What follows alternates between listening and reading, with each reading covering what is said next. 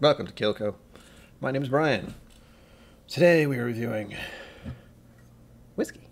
Johnnie Walker Blender's Batch. Specifically, this is Wine Cask Blend Blended Scotch number 6, Experiment 6. I have no idea what this is going to taste like, and I haven't had Johnnie Walker in a long time. So, the idea of this channel, first of all, like, comment, subscribe. The idea of this channel is I have a hard time dealing with things, so my sense of taste, smell, and that kind of thing can be depressed because of my mental health condition, which has gotten a bit worse over the past 5 months for reasons that you should know if you were alive in 2020, in America at least. Oh gosh. But the idea is I get to try this, and we both get to learn something. That's the idea. I also had a coffee thing earlier. I have drank water again and again, and I don't know if my palate is even suitable at the moment, but I can't get the feeling to go away. So anyway, this is 40%, and obviously, looking at it, this isn't your typical Johnnie Walker. It is pinkish, much like my Pizza John shirt. Let's just get into it, I guess. There's no popping cork, which is sad, but, you know, it's life. Get used to disappointment, as I'm quoting from The Princess Bride, I think. ASMR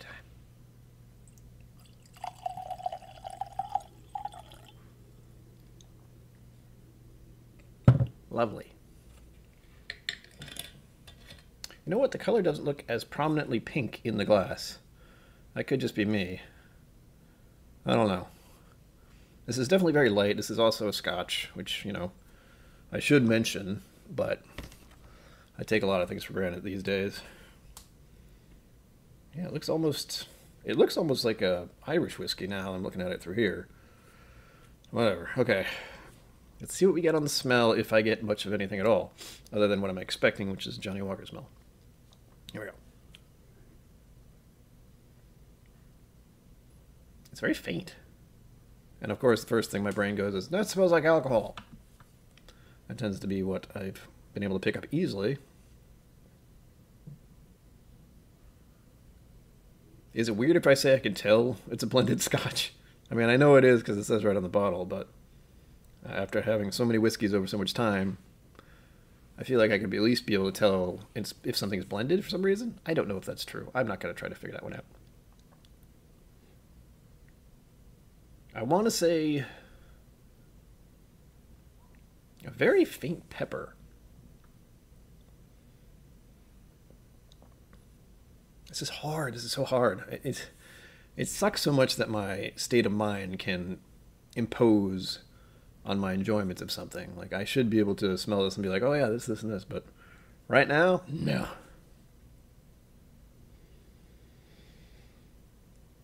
There's a fruitiness, of course, because if there wasn't, that would be weird. It's a wine cask thing. But it definitely doesn't smell like what I think of as Johnnie Walker. Like, my brain has a pretty good lock-in of what Johnnie Walker Black smells like. This is not what it smells like. This smells more like... It feels like, I guess, a spirit. Like, when they first make whiskey, of course, it is just a clear spirit. And it smells more like what I think a clear spirit would smell like, rather than what an aged Johnnie Walker would smell like. So there's that. Is that good or bad? No. I'm having a hard time with the smell. I'm having a hard time with the taste. And that's why I'm doing this, because I'm trying.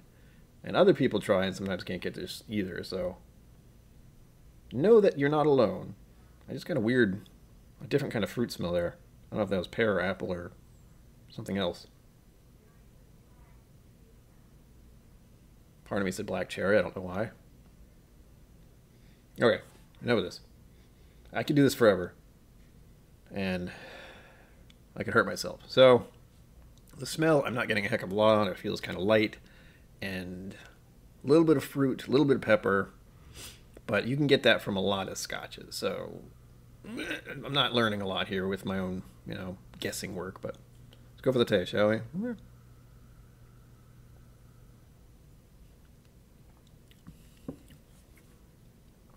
That's very light.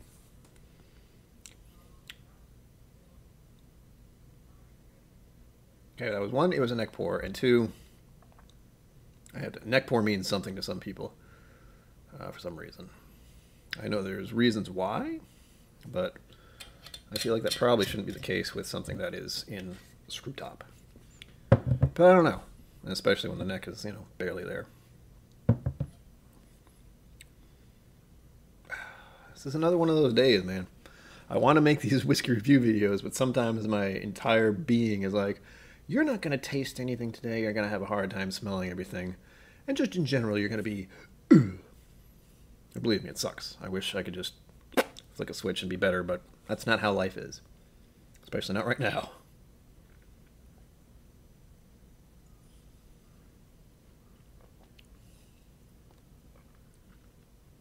Now, I'm getting that weird, what I think, what's his name called? Baby sick. There's a weird acidic note. There's a little bit of pepper on my tongue now. That could just be the alcohol, but it's nice. Tingly. But as I was worried about, I'm not getting a lot of taste out of this. I'm not even getting I don't taste Johnnie Walker, and I don't taste any wine caskness. I got that on the smell a little bit, but let's double check the smell.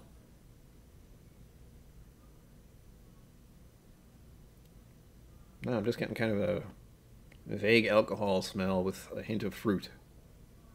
I have only my own experience to go off of. And sometimes it's good, sometimes it's bad. Right now it's bad.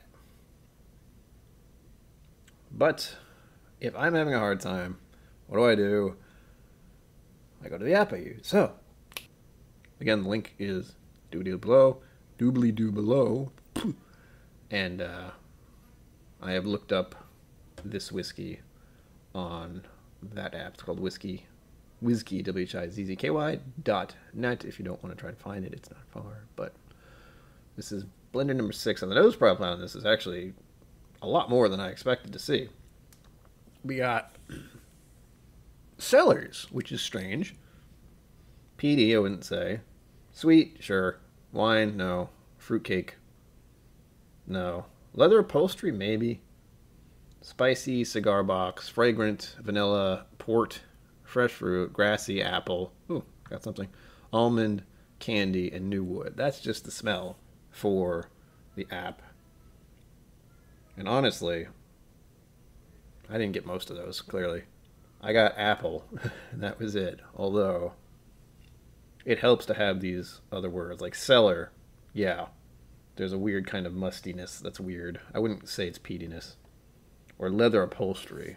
Also, I was like, yeah. Once you see the word, and it hits your brain, you're like, oh, there it is. You may know the smell, but you may not know how to, verbalize it. That's often my problem lately. Flavor profile. Fragrant oak, malt honey, dried fruit, smoky, peach, citric, toffee, vanilla, butterscotch, ginger, leather upholstery, and burnt rubber. I'm getting almost none of that.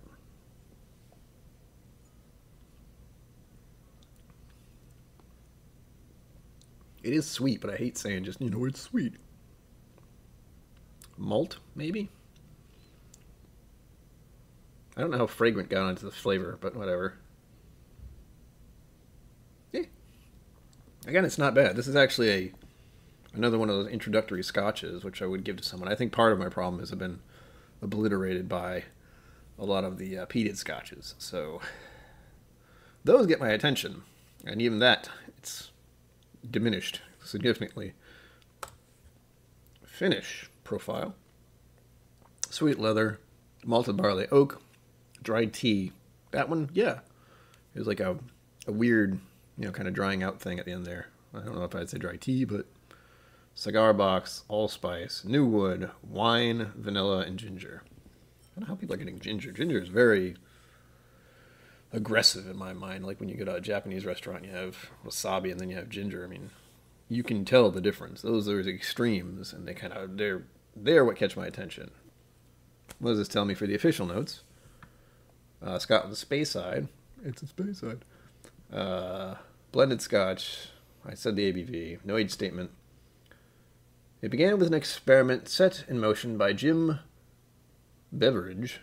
That's funny. His name is Beveridge. Beveridge. So, over 10 years ago, which involved maturing the whiskey in casks that had previously held wine. Many were tried and tested, but it was the former wine cask where blender Amy Gibson, there's a name, uncovered a palette of incredible new flavors through some experiments of her own.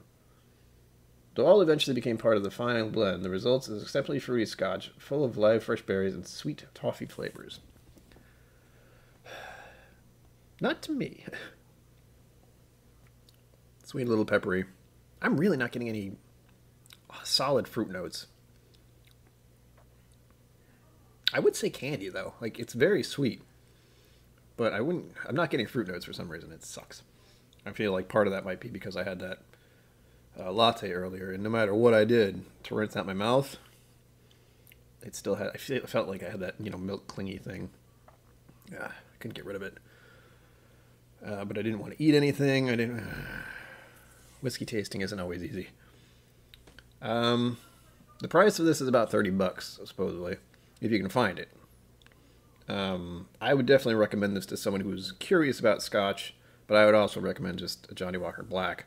However, if someone was wary about peated stuff, this might be better as a start, just because I'm not getting much peat on it at all.